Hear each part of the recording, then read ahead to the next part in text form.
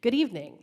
My name is Naomi Slip, and I am the Douglas and Cynthia Crocker Endowed Chair for the Chief Curator and Director of Museum Learning here at the New Bedford Whaling Museum. Okay, breath out. Started in 2018, the Common Ground Community Stories Initiative is an oral history project that, at its core, has always been interested in learning about the personal histories of immigration, migration, community, and what it means and has meant to people to be a resident of this place. In a lot of the project, we've been hesitant to define participation around residence in this place because I think ideas of home and what home means to people can be very different. So in some cases, home might be a place far away, or residence in the SouthCoast might be temporary or a part of one's life story at a specific time or moment. And indeed, many of the stories that we have collected for the Common Ground Project over the past 5 years illuminate what place and community have meant to individuals and the ways in which the SouthCoast has provided a home, a space, or a place for people to feel connected to one another at different moments in their lives. And these stories have illustrated how this place connects them to their roots, to their families, to their histories, or to the legacies of today, tomorrow, and beyond. Now, Common Ground has been made possible through wonderful funders, but also incredible community partners that I really want to acknowledge with all of you here.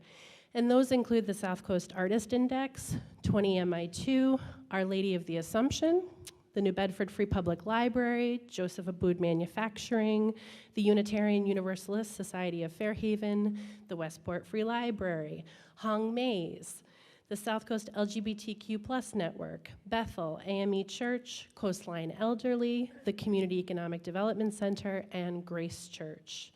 All of these partners have hosted our traveling booth during this past year, which has been an amazing opportunity to connect with people and to share stories. Now, I see we've got some storytellers in this audience, so if you've contributed a story, please raise your hand. Everyone? Yeah? All right.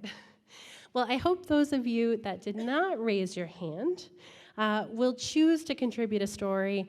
There are 4 different ways that you can contribute to the project.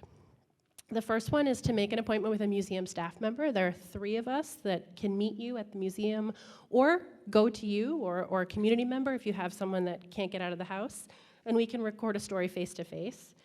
You can also record a story on your phone if you have any kind of audio recording app. You can use the Common Ground Story submission page and record right there and submit. You can share in our recording booth at the museum, which is just upstairs. And you don't have to pay an admission price. If you come to the front desk and you say, I'm here to record a story, you go right upstairs to the gallery and you can record. Or you can tell your story in our traveling booth. Like I said, that's been traveling throughout the community. The booth is currently at exactly right. And it'll head to Union Baptist in July.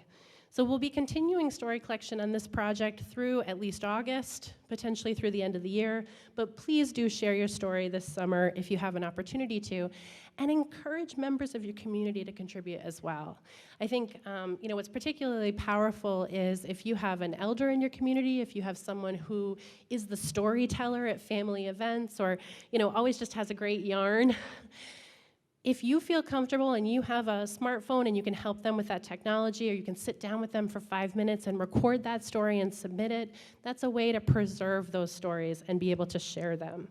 So what happens to the story? Well, there are currently over 200 stories in our archive. These are all accessible online. You can go to our website, you can find the archive, you can search, you can sort, you can listen to every story. They're free and open and accessible.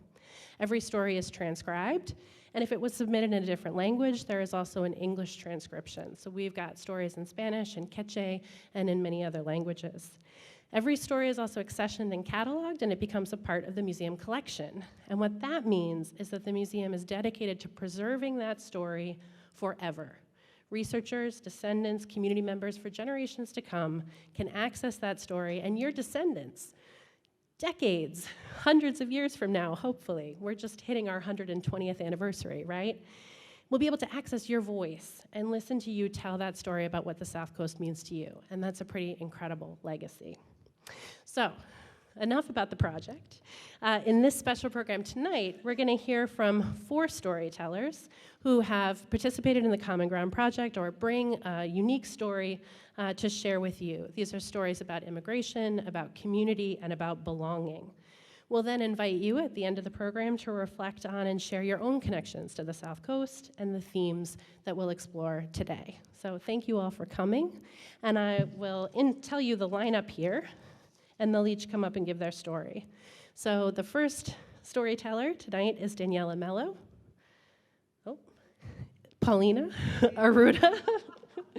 Okay, sorry, I was looking at the wrong one. Paulina Arruda, then Daniela Mello, Bernadette Souza, and then City Maiga. All right, so Paulina.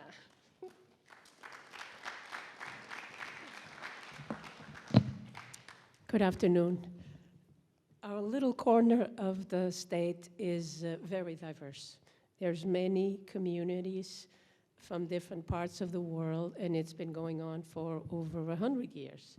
One of those communities is the Portuguese community that started coming to the South Coast in the whaling boats, and then for the textile mills and fishing.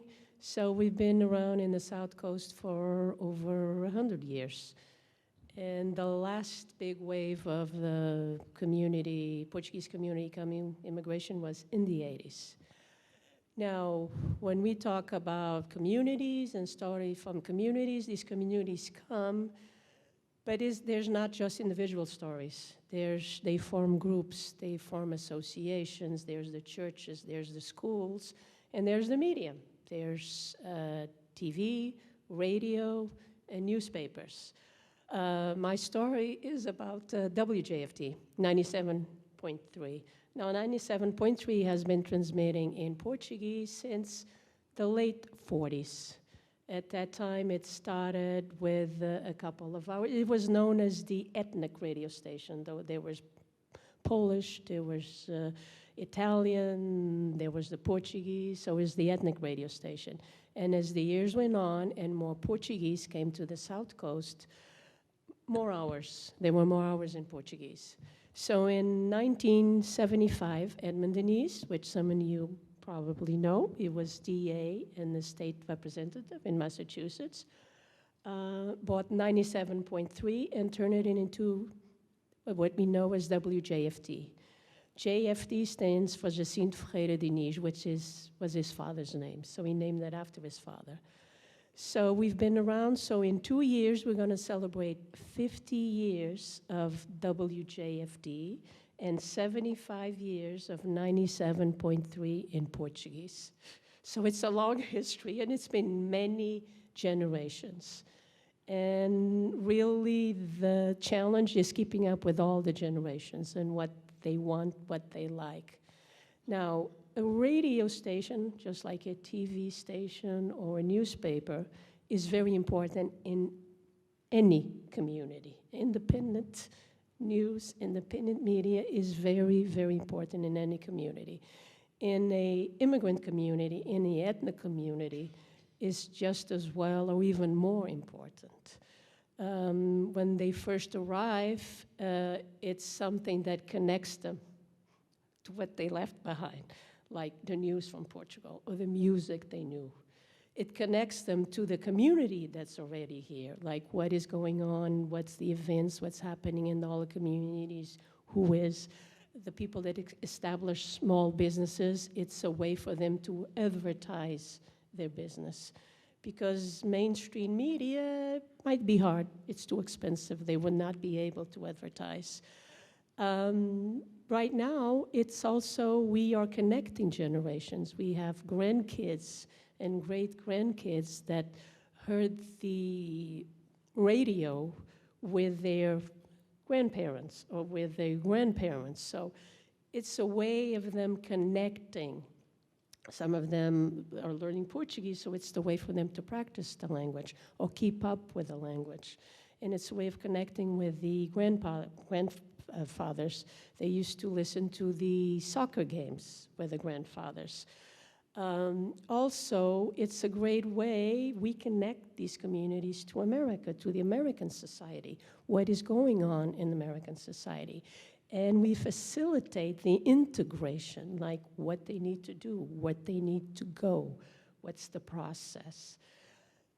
We also have a very important role of representing those communities. We are out to go to the press conferences or to governors, DAs, or whoever, and when we are there, we are representing that community. There's this community here, this is our needs, and you need to pay attention to us. And that's my story, and now Daniela Mel is going to tell her story.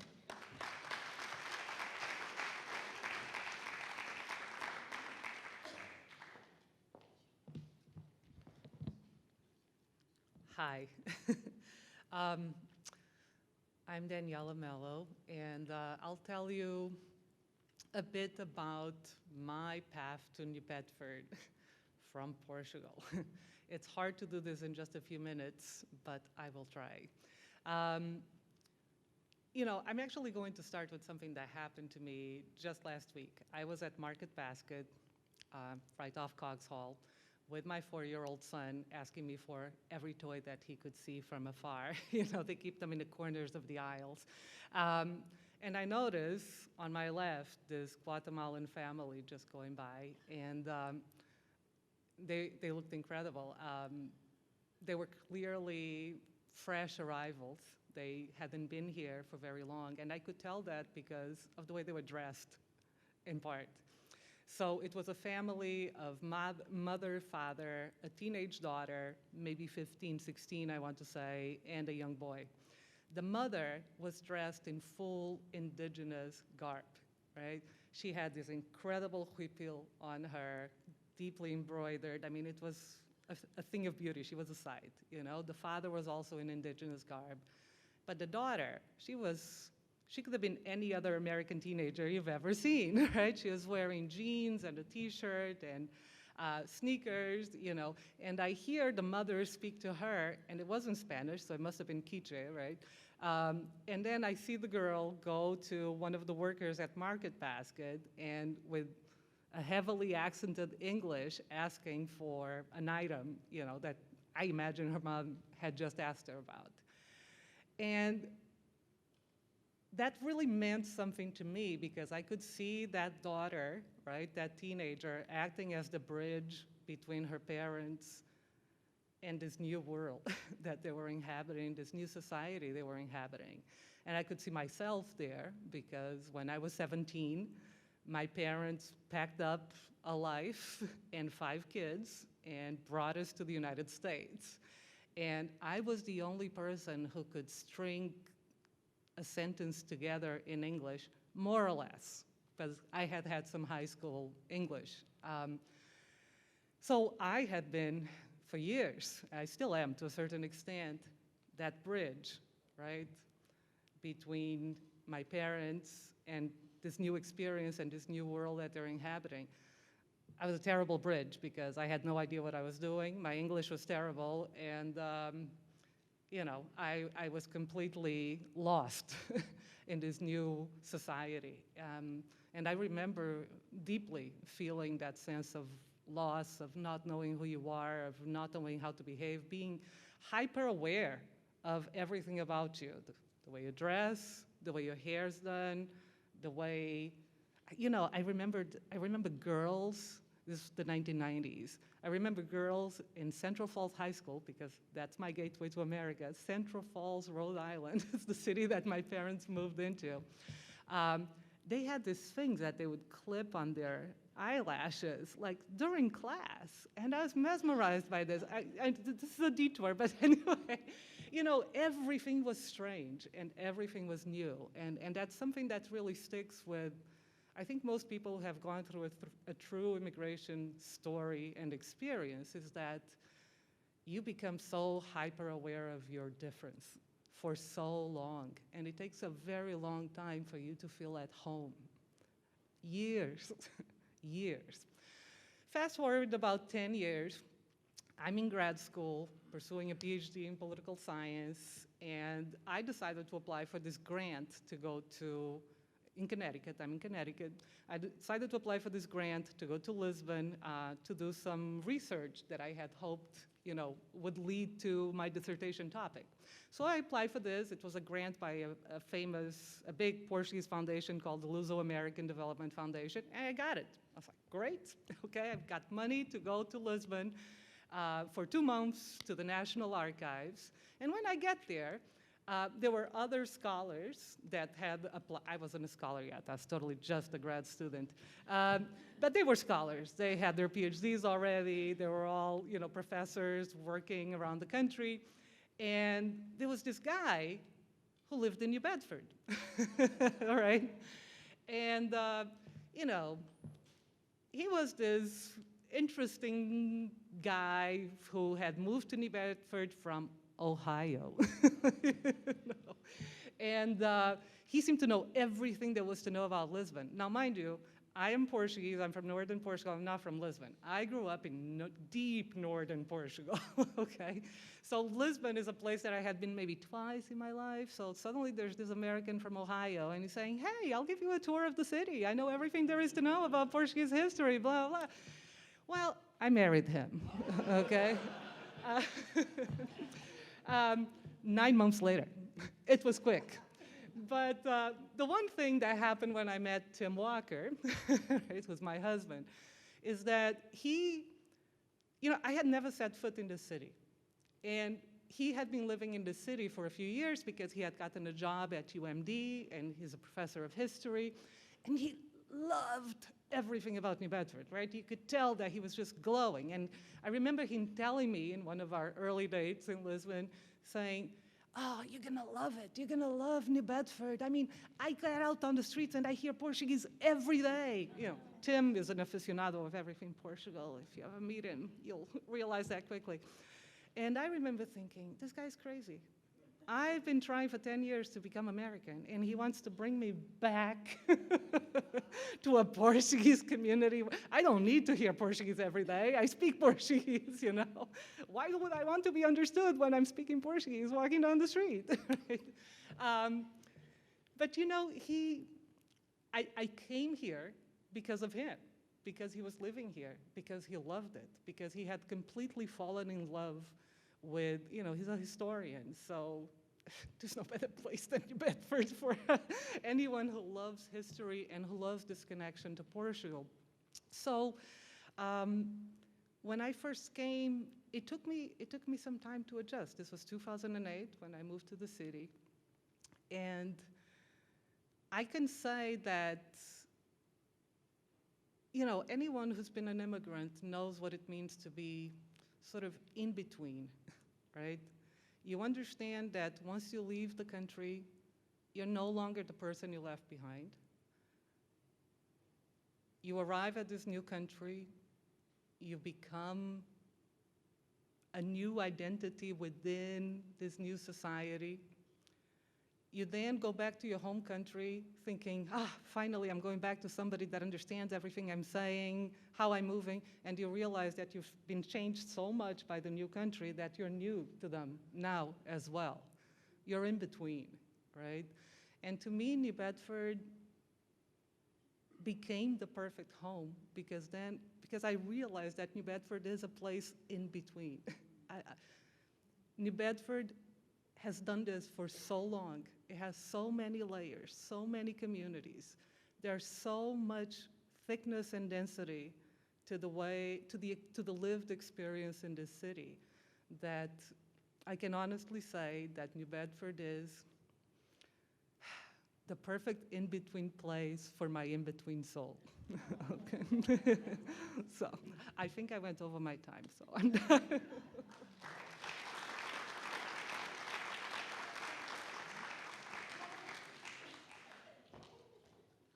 And now, Bernadette, please. 5 minutes.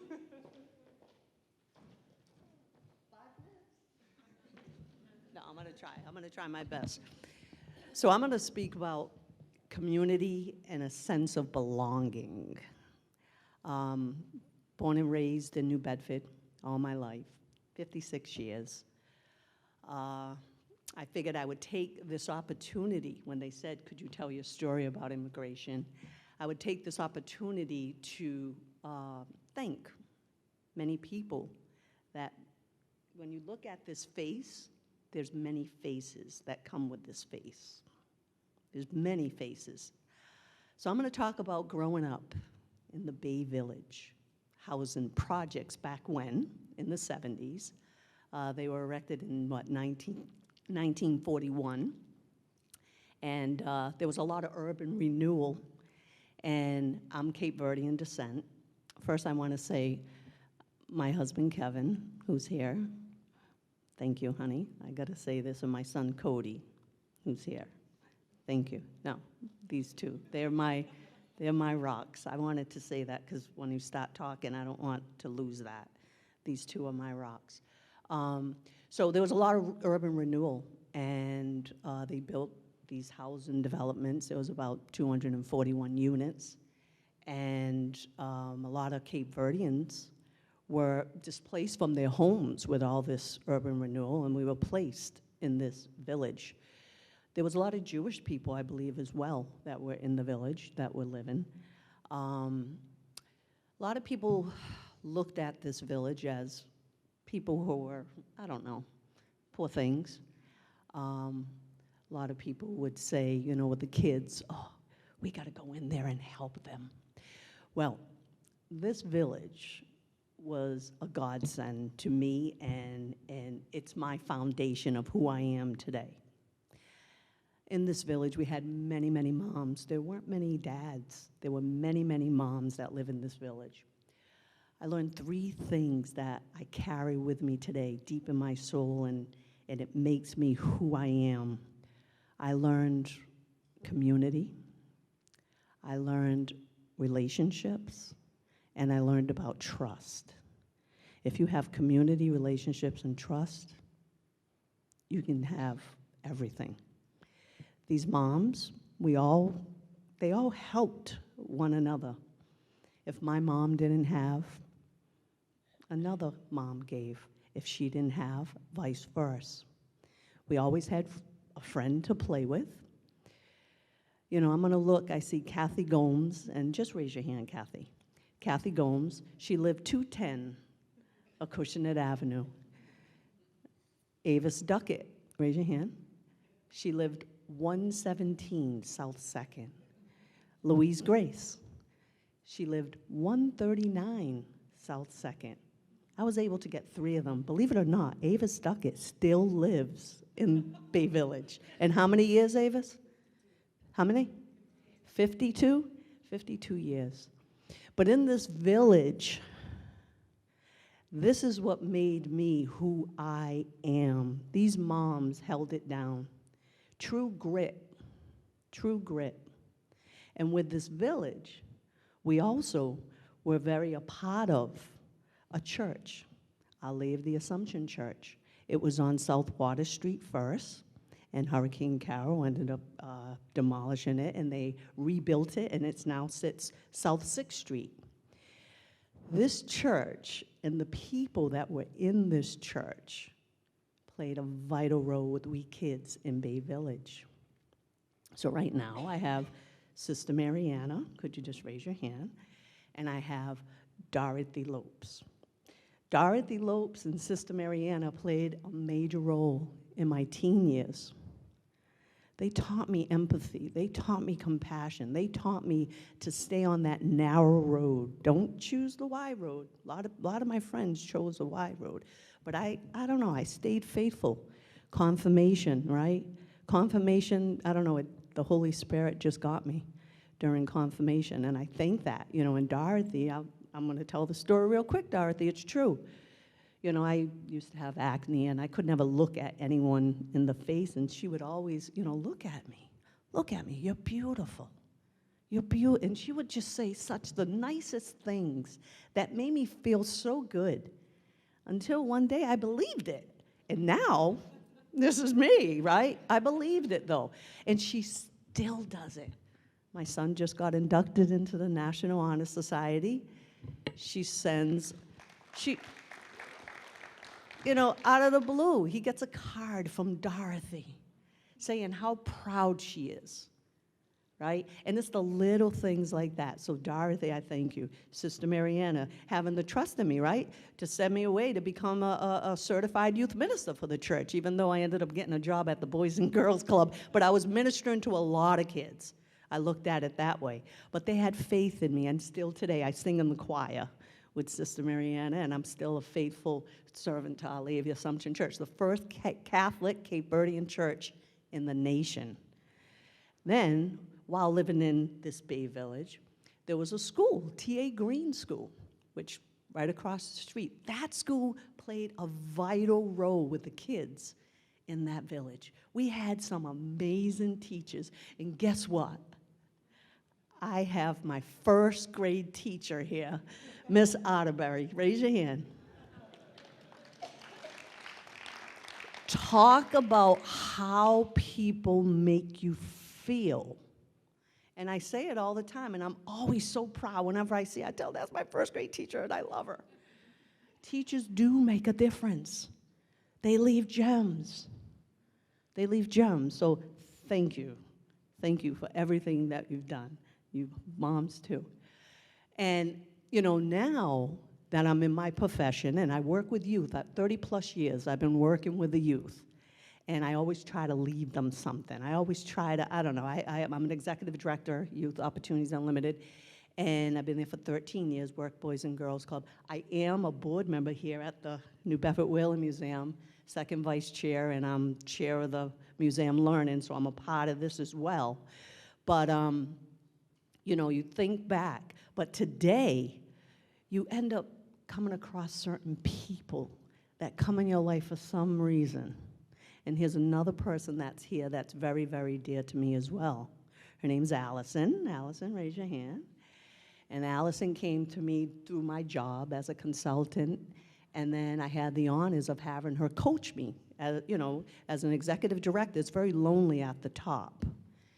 And the work that Allison and I did, it just made me go within again, learn to go within and dig deep with all the gems that each mom gave. You all gave us gems. We had the best childhood ever. I don't care what anybody said. We were poor, but we were rich. We were rich with love because people cared. They cared like I was, I was your child, or I was your child. And I'll never, never forget that. And I will always try to pass that on to any other who is in the midst of any child or even any human being. Leave them with something, because if somebody's making you feel good, tell them. The world needs to know that. So I don't know if that was a story, but I chose this opportunity to give my flowers now. You hear that? To give my flowers now, not when you go, not when you transition from this world. And then I say, oh, well, I wish I could have. So I'm doing it now.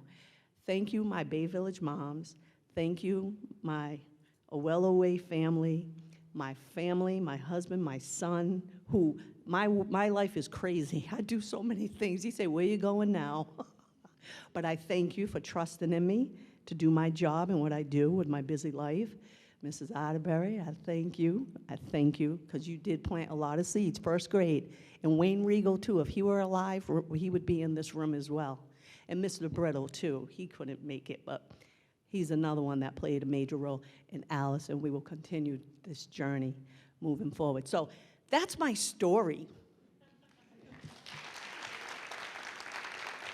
And now we're going to have the one and only, the last city. Come on up. Hello. My name is Sidi Mike. I'm from Brooklyn. Okay, now. So I'm from Mali. I was born and raised there in a giant family. So my house had about 30 people. Yes. Oh, you can hear me? Oh. See? I'm a little taller, maybe. Exactly. Good. So I can grab them. Okay, good. Even better. Can you hear me now? Great, great. Yeah. Nice. So I was born and raised in Mali in a big family. So because in Mali, we live as a community, always. So my family, my dad has 8 kids, and he was in my house. We had his brother with the wives and kids, like about 4 of them. His sister also. So I grew up in a big family. But I grew up without my mom because when they got split, so I stayed. My mom left to go to Guinea, which is another country in West Africa. So I was, I had to find my own way to survive in a big family in the neighborhood. But luckily, music was the thing for me. So I was a musician from when we were 5. That's not when we were professional, but we were playing along with our friends, just for fun. So eventually, I joined my teacher, who was my twin brothers. So they were drum masters. So they started taking me around to show me traditional way and how to build my own drums. That was the first thing you had to learn. So from there, we start teaching foreigner, French people, French, American, and Japanese. Trust me, we have more Japanese in Mali than ever. I don't know how that happened, but so, while doing that, Brown University, the lady from Brown and the guy from Brown was bringing students to Mali. So I was teaching then. I met this lady in 21. Her name was Lynette. So we became good friends, and we started dating. I did not speak English. I don't know what we said. But it worked. So, and then she came back twice to Mali, right? So eventually we decided, okay, let's live together. So she invited me to go to New York. So I went to only West African country before, but coming to US, and I there was snow everywhere. That was not good, So, yeah, I try, sometime my wife would come home and say, Siri, did you shower? I said, no. And she said, okay, no problem. But as soon as I said, it's cold, and she's like, uh-oh, you have to shower, because if you have to wait to get warm, that's like a 9 months of the year. So then so I would shower, all right? So I did those things. I feel like I was missing home because I only knew her from when she's on vacation. So this is very important in life sometimes. When you meet with people, they're on vacation, everything is good, but you don't know their working life. So now I'm in the US, now she has to work, I'm left alone, the closed door. I'm used to being with so many people, so now I was lost. So one of my Malian friends in New York used to take me to do delivery. So if I get money, so I get $40, $50, I will spend 40. If I have $60, 40 on calling card to call Mali. Because I was bored, I didn't know what to do, I didn't speak English. Sometimes, or 20 will go to Senegalese food, the restaurant.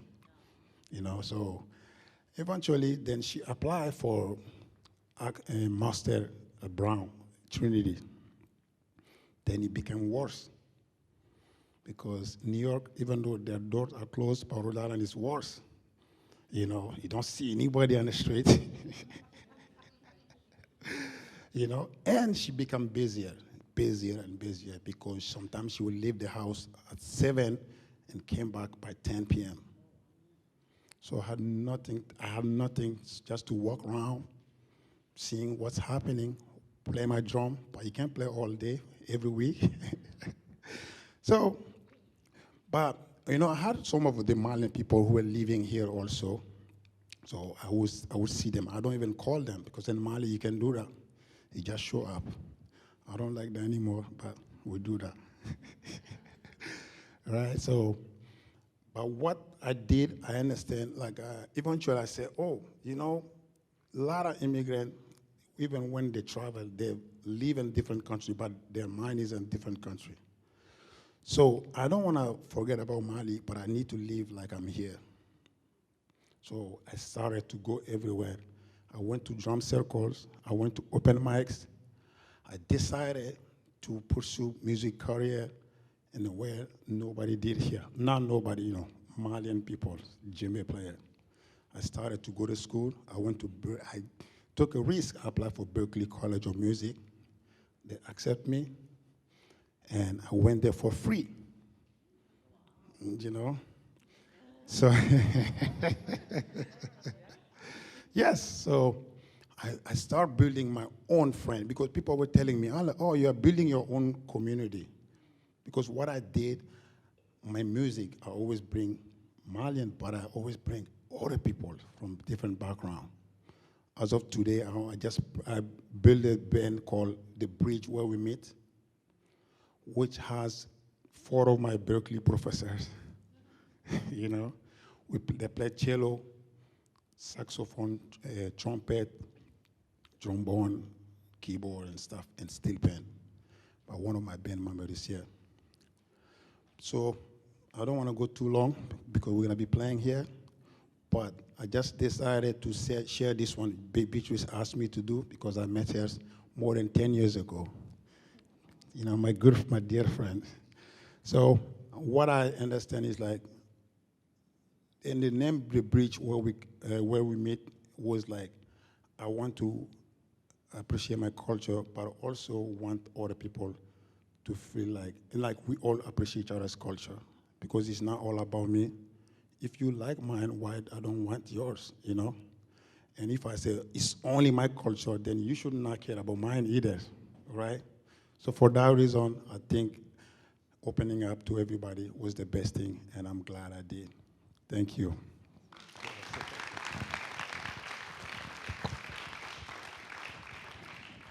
Thank you. We'll now take questions. Please wait for the microphone because we are recording and we'd like for folks that are listening to be able to hear you. So if you have a question, raise your hand.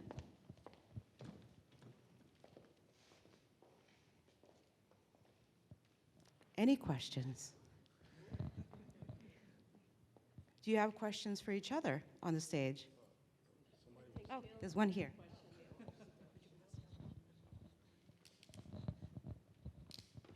Paulina, you were talking about the WJFD's bridge between the Portuguese-speaking community here and the old country. There's a lot of English-speaking people who only speak English here, who are connected there. Is there a way to make a bridge in the other direction? Well, we've thought about that, and we know that first generation, that first Portuguese that came in 1920s, 1930s, they're still very much connected to the community in Portugal and don't speak the language, and now they want to connect. We are Portuguese 100%, 24 hours a day, 7 days a week, and we have to continue Portuguese. The moment we do not do Portuguese, we will lose our listeners, because that's one of the reasons. Even the generation that doesn't speak much or that's learning, that's why they tune in. They want it in Portuguese. Many of the songs in Portugal right now, this new generation, are in English and in Portuguese. So that helps. If you start learning Portuguese and you tune into us, it's a way to practice and hear the language. If you're learning a language and having a radio station that speaks the language helps.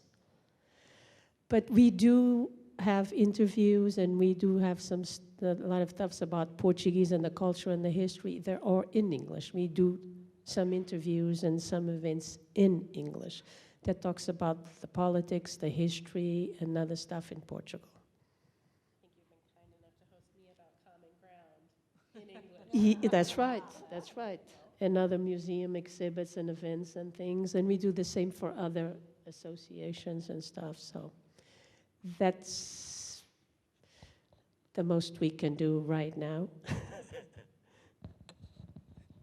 Any other ideas from yourself or from Daniela on how to, in English, better connect the community here that I think, speaking for myself, has a yearning to know more, to understand more, to be better connected, but haven't yet learned the language?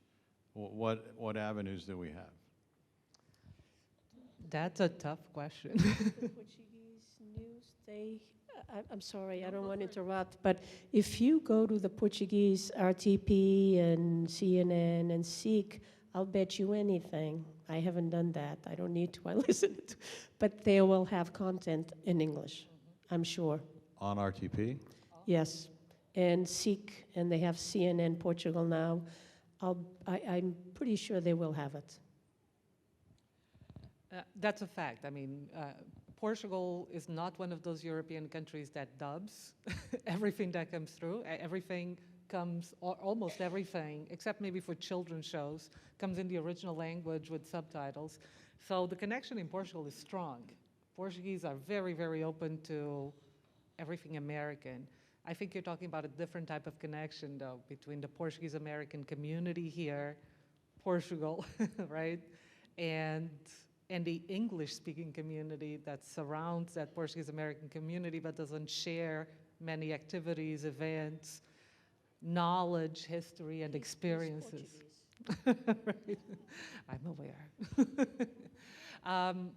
You know, I don't have the answer at this moment other than that it's something that I've been also thinking about. I do want to say, though, about the radio station, you know, I have an extended Portuguese and Portuguese-American family living between Rhode Island and New Bedford. I'm the one in New Bedford, but most of them are in Rhode Island. Everyone listens to WJFD all day long. All day long. You know, they're working, most of the women in my family are tailors. They work in tailor shops and whatnot. WJFD is on all the time, right? It's for the Portuguese-speaking community. It is perhaps the principal vehicle of understanding what's happening around here, whether there are job opportunities sometimes, going to, you know, listen to commentary about local issues. It's an incredible service. It would, you know, I don't know how to answer your question. I guess that's the answer. Other than what we have is great, but it's not doing that job yet. And it should, at some level. But I don't know yet how to get there. That's... You have another question? Yes, thank you everyone for your comments. Many of your experiences are experiences we all share in some way. But I'm particularly connected to Bernadette's story about Bay Village. Even though I'm not from Bay Village, my wife is. And she actually thought, she has the same excitement about her experience as you. In fact, she would tell me at times that they actually felt sorry for people who lived in single-family homes and that they did not live in Bay Village. They had that kind of pride. But I just wanted to make a comment that while I was born and raised in Dartmouth, we had a Bay Village, so to speak, in Dartmouth, but it was called Milton Street, which was a Cape Verdean street about a mile long with primarily Cape Verdean families, maybe 10% Portuguese and the rest were us. So, and we share many common experiences, and it just thrills me that we live in an era now where we're sharing those differences and showing how we're all connected. So I appreciate the remarks. And I just want to say, your brother was the manager of That's Bay right. Village. That's right. And we That's right. all adored your brother, honestly. Yeah, he was the manager. Do you have another question?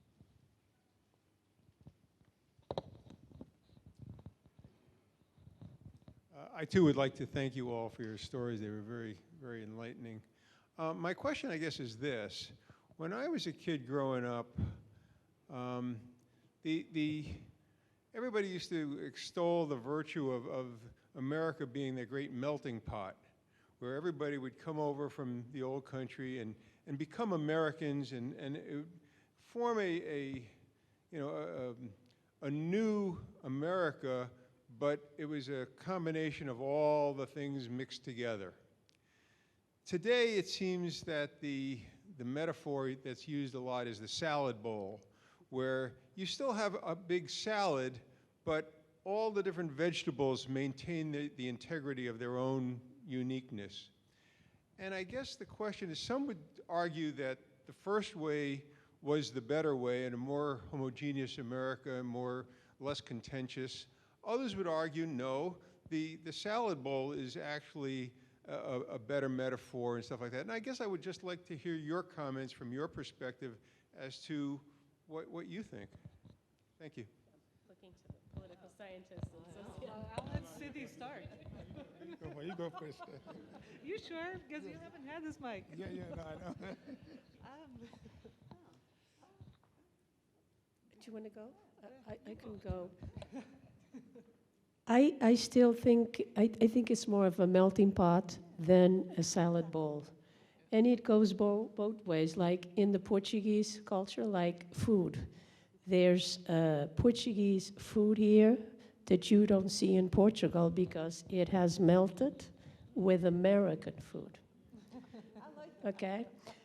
Portuguese feasts, if you go around here, I mean, they're not 100% Portuguese. There's a lot of influence, American, Cape Verdean, other cultures. Even the language, Portuguese language. I mean, there's a lot of words that that are used here that it's a combination of words of America, English, and other cultures. Family traditions, Thanksgiving, which is not a Portuguese tradition, but every Portuguese family celebrates it.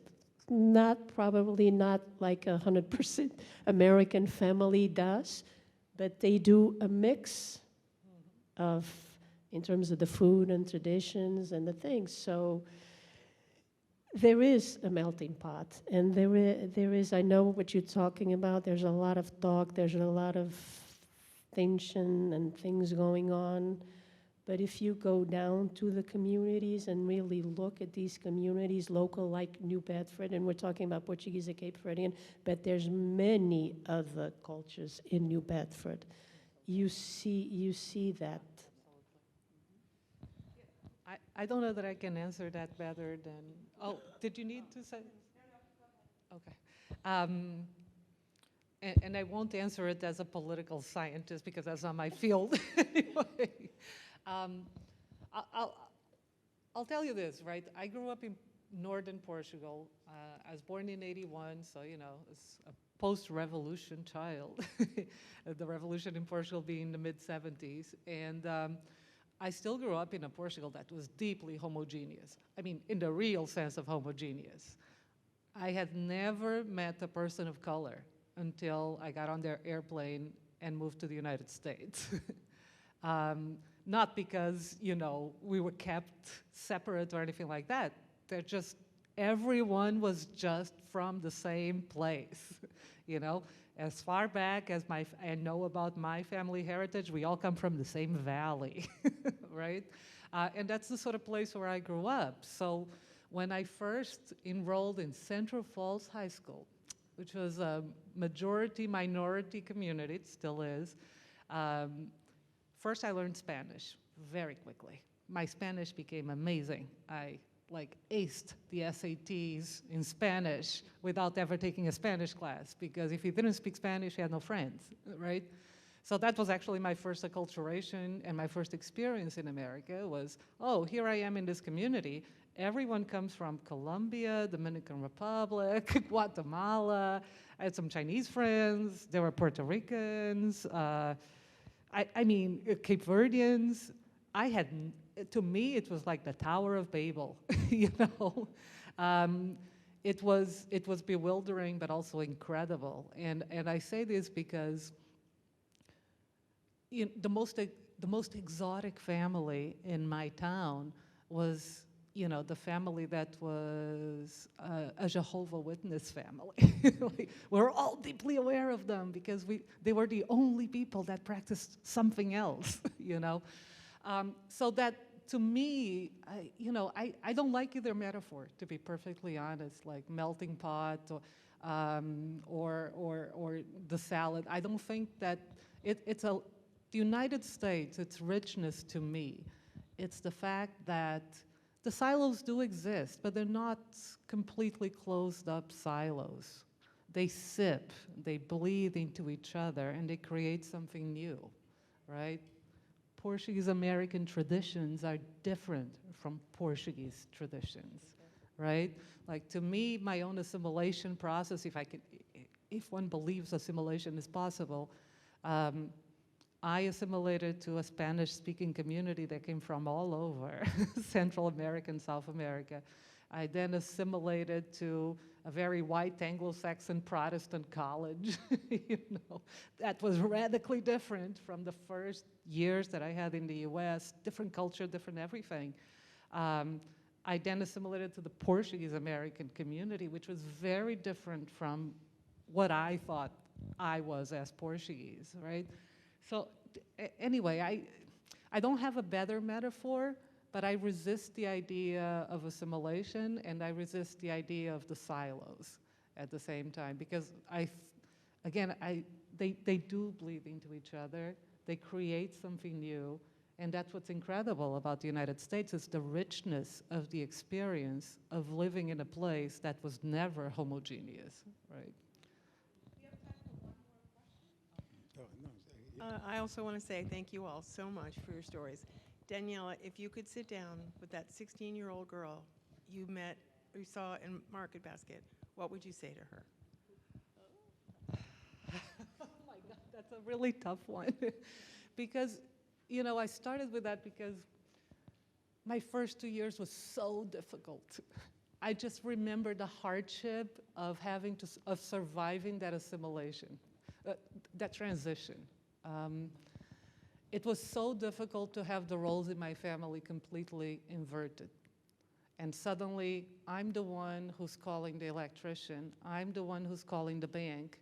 I'm the one who has to go with everyone to the doctor. I'm the one who has to go to parent-teacher meetings for all my siblings, because I'm the only one who speaks any English at all, even though it wasn't good English. And at the same time, I'm trying to, I don't want to sound over dramatic, but I was in Central Falls, Rhode Island. It's a very poor community. Everyone was struggling at some level. In many ways, it was a great place for me because so many people were going through a similar experience that I was, even in high school. There was always new arrivals almost every day at that high school. At the same time, everyone was struggling, just barely keeping your head above water is how I remember feeling all the time. I really thought during those years, until I finally managed to go to college and start my own path, that I wasn't going to make it, So I guess what I tell that girl is, hang in there, and there's a path. Sorry, that went a little dark there. Right? Thank you, Daniela. We have one more comment from this gentleman, and then we are going to listen to City Place of Music. Hello. Yeah, I'm Ricardo. Some of you know me, some don't. But actually, I was going to ask the four of you that came from another country a question, but I want to mention, relate, instead of that, say something to the gentleman that asked about the salad bowl or the melting pot. And I would say that it's really everything, I think it's still a melting pot. And the reason I say that is because it's a generational thing. It's not the people that first come. I'll give you a very quick story. I have several employees who are Mayan, they're Guatemalan. And they range from my age in the 60s to newborns. And I think there are 3 generations in there.